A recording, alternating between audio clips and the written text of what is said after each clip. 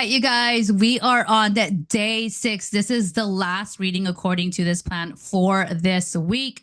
So tomorrow is your opportunity to catch up on any readings that you have not done, any videos that you have not watched.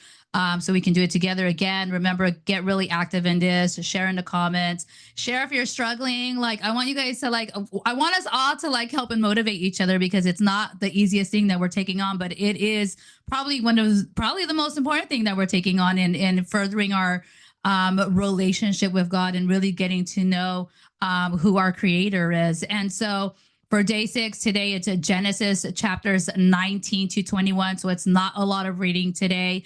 And again, our tagline, our weekly encouragement for today is there's nothing too hard for God. So let's just get right into it. We're in chapter 19. Today I'm going to be in the NIV again. But I will be going through, I have lots of different translations. So I'm going to go through all of them. I'll always try to pick up a different one just in case you have a translation that I'm not using. That way it'll sound a little bit more comfortable, a little bit more like what you're used to. But for today, we are doing the NIV, and we're going to start in chapter 19 in Genesis, where it talks about Sodom and Gomorrah destroyed. It says, the two angels arrived at Sodom in the evening, and Lot was sitting in the gateway of the city. When he saw them, he got up to meet them and bowed down with his face to the ground. My lords, he said, please turn aside to your servant's house. You can wash your feet and spend the night and then go on your way early in the morning. No, they answered, we will spend the night in the square. But he insisted so strongly that they did go with him and entered his house. He prepared a meal for them, baking bread without yeast, and they ate. Before they had gone to bed, all the men from every part of the city of Sodom. So before they had gone to eat, all the men from every part of the city of Sodom, both young and old, surrounded the house. They called to Lot, where are the men who came to you tonight? Bring them out so that we can have sex with them. What? Like, this is why when people say the Bible's boring, it's like, clearly you don't read the Bible, because this is even too, I have no words. Let's just keep going. Okay. Verse 6, Lot went outside to meet them and shut the door behind him and said, no, my friends, don't do this wicked thing. Look, I have 2 daughters who have never slept with a man. Let me bring them out to you, and you can do what you like with them, but don't do anything to these men, for they have come under the protection of my roof. Seriously, that's how wicked Sodom and Gomorrah were, that all the men, it says all the men in the town surrounded the house to try and have sex with these 2 visitors. I'm sorry, that's just gross. Okay. So it says, where are we? Okay. So it says, sorry, I lost my spot. Okay. Yeah. So we're on verse 9. So it says, get out of your way. Sorry, get out of our way. They replied, this fellow came here as a foreigner, and now he wants to play the judge. We'll treat you worse than them. They kept bringing pressure on Lot and moved forward to break down the door. But the men inside reached out and pulled Lot back into the house and shut the door. Then they struck the men who were at the door at the house, young and old, with blindness, so that they could not find the door. So these visitors are powerful because they struck them with blindness. There's so much in this. There's just so much. Okay. It says the 2 men said to Lot, do you have anyone else here, sons-in-law, sons or daughters, or anyone else in the city who belongs to you? Get them out of here, because we are going to destroy this place. The outcry to the Lord against this people is so great that he sent us to destroy it. So that's why they were destroying Sodom and Gomorrah, you guys, because it was just that wicked. Okay, so it says, so Lot went out and spoke to his sons-in-law who were pledged to marry his daughters. He said, hurry and get out of this place, because the Lord is about to destroy the city. But his sons-in-law thought he was joking. It says, verse 15 says, with the coming of dawn, the angels urged Lot, saying, hurry, take your wife and your 2 daughters who are here, or you will be swept away when the city is punished." When he hesitated, the man grasped his hand and the hands of his wife and his 2 daughters and led them safely out of the city, for the Lord was merciful to them. As soon as they had brought them out, one of them said, "Flee for your lives, don't look back, and don't stop anywhere in the plain. Flee to the mountains, or you will be swept away." And he's like screaming this. He's like, "Flee to the mountains, or you'll be swept away." There's like an exclamation mark. He's like, he's trying to make them understand, like, you need to leave the city, like, to save your life. Don't look back. Do it now. Where it says he even had to grab him to take him out. Like, that's speaking to somebody who is God telling, like, go, leave now, come on. And he's like being merciful. It says, but Lot said to them, "No, my lords, please, your servant has found favor in you, in your eyes, and you have shown great kindness to me in sparing my life, but I can't flee to the mountains. The disaster will overtake me and I'll die. Look, here is a town near enough to run to, and it is small. Let me flee to it. It is very small, isn't it? Then my life will be spared." He said to him, "Very well, I will grant this request too. I will not overthrow the town you speak of, but flee there quickly, because I cannot do anything until you reach it." That is why the town was called Zor. Zor or Zoar, Zar.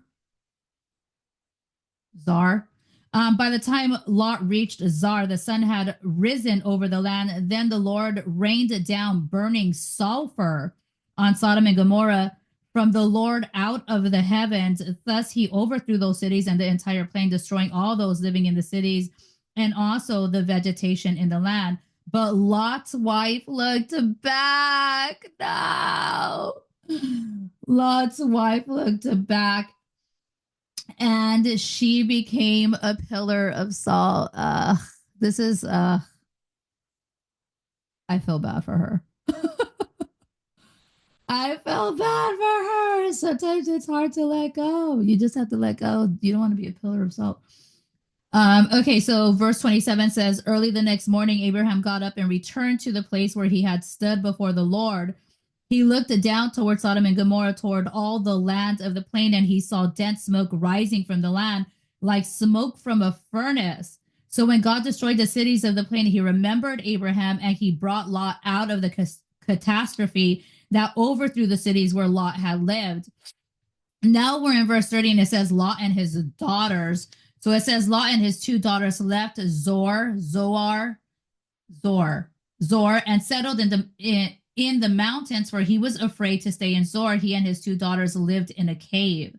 One day the older daughter, I remember reading this. This is hard to read. Okay, sorry. As I sound like a, what was it? Like, remind me of Sesame Street. Like, anyway, okay. All right. Okay. Let's see. Yes, so Lot and his daughters. So it says, one day the older daughter said to the younger, "Our father is old, and there is no man around here to give us children, as is the custom all over the earth. Let's get our father to drink wine and then sleep with him and preserve our family through our father."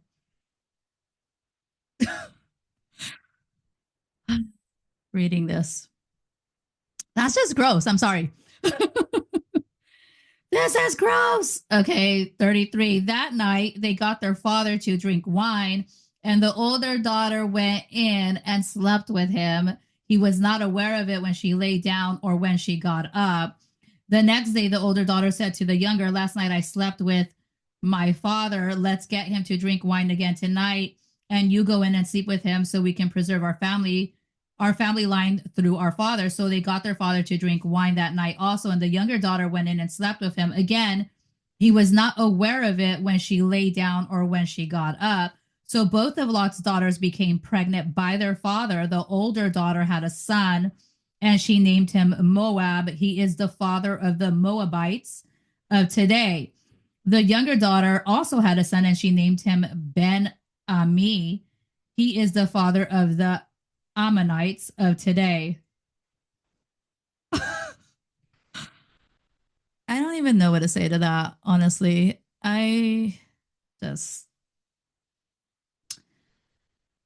Sometimes I read this and I'm like, this is gross.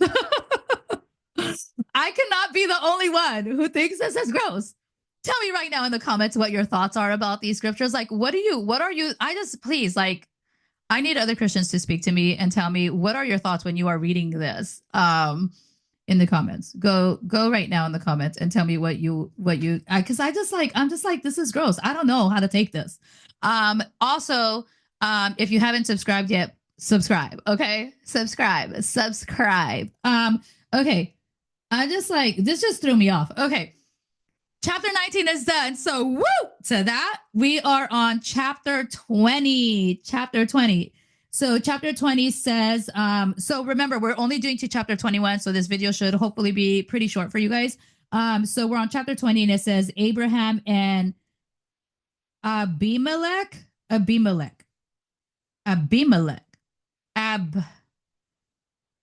don't know. Okay, and it says chapter 20. Now Abraham moved on from there into the region of the Negev and lived between Kadesh and Shur. For a while he stayed in Gerar, or is it Gerar? And there Abraham said to his wife Sarah, she is my sister. Then Abimelech, king of Gerar, sent for Sarah and took her. Now listen, if you are coming to this videos to look at pronunciation on how to pronounce things, this is not the video for that. I just want to read my Bible this entire year, and I want to do it with an amazing community, which is you guys. And so just please have grace and forgive me for when I mispronounce all of these words. I swear I'm like trying for real, okay? It says, but God came to Abimelech in a dream one night and said to him, you are as good as dead because of the woman you have taken. She is a married woman. Sheesh. Now Abimelech had not gone near her, so he said, Lord, will you destroy an innocent nation? Did he not say to me, she is my sister, and didn't she also say he is my brother? I have done this with a clear conscience and clean hands. You know, he's like, hey, like, I didn't even know, like I didn't know. I surrender. It says on verse 6, then God said to him in the dream, yes, I know you did this with a clear conscience, so I have kept you from sinning against me. This is why I did not let you touch her. Now return the man to wife, for he is a prophet, and he will pray for you, and you will live. But if you do not return her, you may be sure that you and all who belong to you will die. Early the next morning, Abimelech summoned all his officials, and when he told them all that had happened, they were very much afraid. Then Abimelech called Abraham in and said, what have you done to us? How have I wronged you that you have brought such great guilt upon me and my kingdom? You have done things to me that should never be done. And Abimelech asked Abraham, what was your reason for doing this? Abraham replied, I said to myself, there is surely no fear of God in this place, and they will kill me because of my wife. Besides, she really is my sister, the daughter of my father, though not of my mother. The daughter of my father, though not of my mother, and she became my wife. So they're like half siblings. Did you guys know that? Did you guys know that Abraham and Sarah were half siblings? Oh my gosh. This is what this is saying, right? Like, okay. Because I have to go back and reread. Some things because I'm just like, did I just read what I thought I read? It says, but she really is my sister, the daughter of my father, though not of my mother. So they have the same dad. And she became my wife. And when God had me wander from my father's household, I said to her, this is how you can show your love to me. Everywhere we go, say of me, he is my brother. Okay, so I believe they're half siblings. Then Abimelech brought sheep and cattle and male and female slaves and gave them to Abraham, and he returned Sarah, his wife, to him. And Abimelech, listen, I'm just going to go with that because I don't know how to say this word, said, my land is before you, live wherever you like. To Sarah, he said, I am giving your brother 8,000 shekels of silver. This is to cover the offense against you before all who are with you. You are completely vindicated. And then Abraham prayed to God, and God healed Abimelech, his wife, and his female slaves so they could have children again, for the Lord had kept all the women in Abimelech's household from conceiving because of Abraham's wife Sarah. And so now we're on the very last chapter for today, which is chapter 21, which says birth and near sacrifice of Isaac. Birth and near sacrifice of Isaac. Okay, the birth of Isaac. It says, so 21, now the Lord was gracious to Sarah as he had said, and the Lord did for Sarah what he had promised. So the Lord did for Sarah what he had promised because he keeps his promises. I'm so happy God keeps his promises. Sarah became pregnant and bore a son to Abraham in his old age at the very time God had promised him. So see, he wasn't late. He's always on time. And so I'm just highlighting that there. I go through between different Bibles. So even though I read Genesis, like it's highlighted in other Bibles. And so I'm just highlighting in this one as well. But so it says, Abraham gave the name Isaac to the son Sarah bore him. When his son Isaac was 8 days old, Abraham circumcised him as God commanded.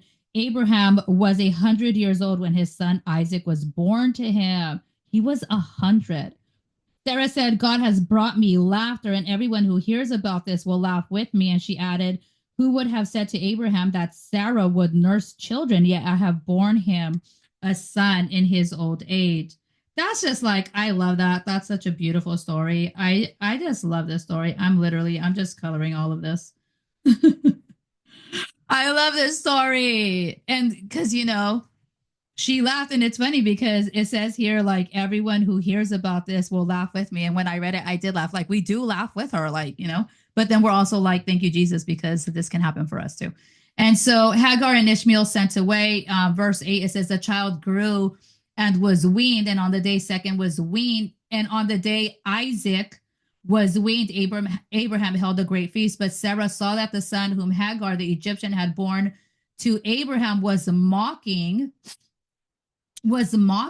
and she said to Abraham, get rid of that slave woman and her son, for that woman's son will never share in the inheritance with my son Isaac. That's kind of harsh, isn't it? But let's see. So it says the matter distressed Abraham greatly because it concerned his son. So he's like in his position with his wife and his promised son from the wife that he loves, from his wife.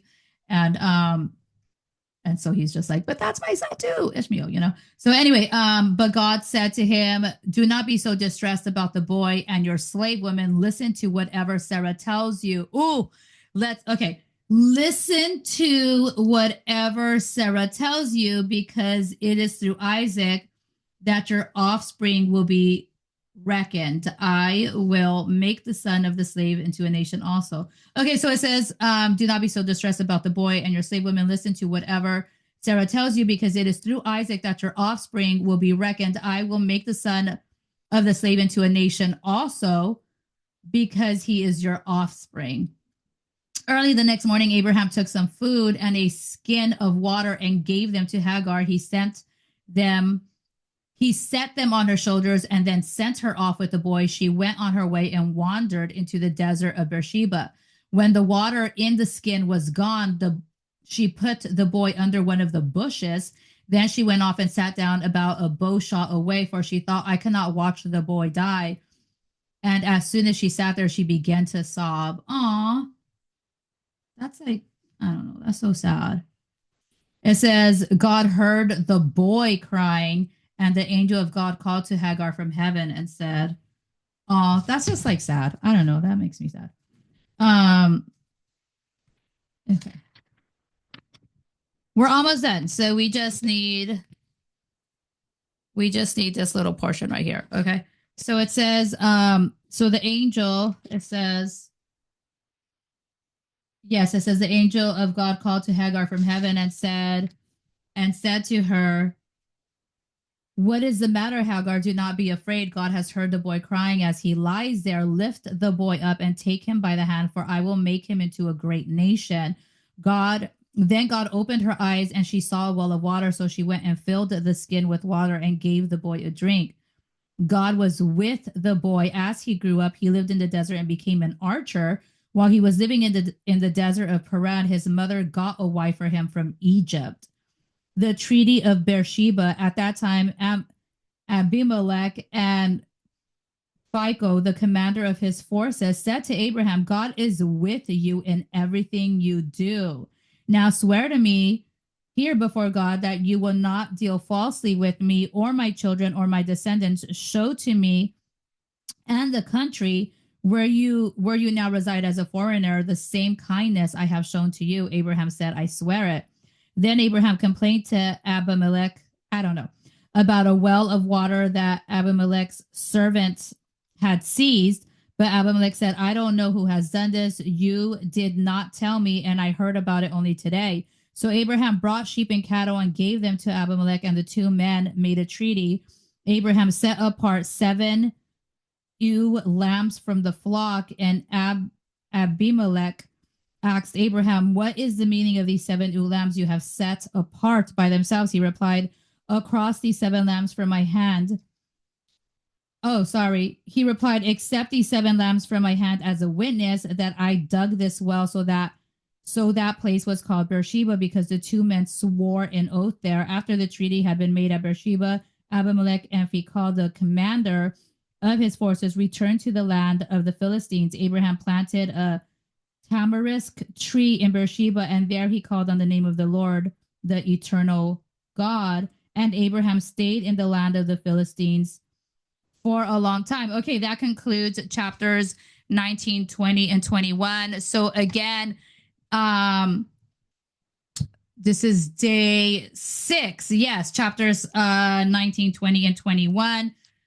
So tomorrow is our day 7 catch up on any readings you've missed day. So I'm still thinking on whether we should kind of just do like a little recap and all of that. If I do, then I'll upload that video. But if not, then I'll see you guys next week for week 2, which week 2 is giving up is not an option. Okay, so as we go through this, giving up is not an option, and that's what we have for week 2. Bye. I love you guys. See you guys next week or tomorrow if we do a recap. Bye.